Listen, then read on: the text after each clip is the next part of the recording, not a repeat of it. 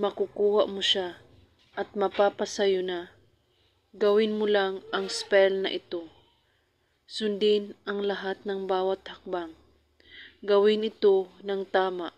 Gawin mo ang lahat ng mga kailangan mo dito.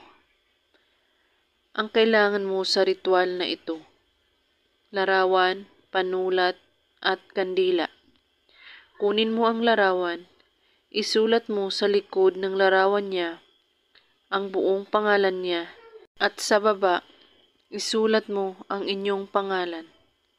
At pagkatapos, ay sindihan ang kandila, kahit anong kulay ng kandila.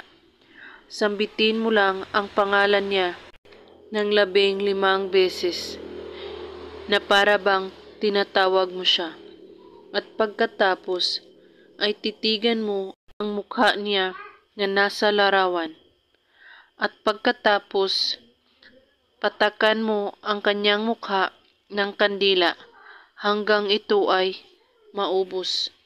Mari mo rin itong itayo sa mukha niya ang kandila hanggang ito ay maubos. At pagkatapos, ilagay mo sa ilalim ng iyong unan o sa loob ng punda ng iyong unan ang larawan niya at tulugan ito ng 3 buong gabi.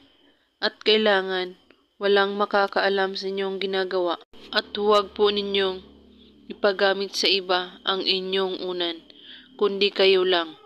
Gawin ito kahit anong oras at araw, basta't bago kayo matulog sa gabi.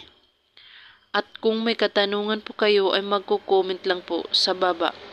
Maraming salamat sa panonood. May God bless us all.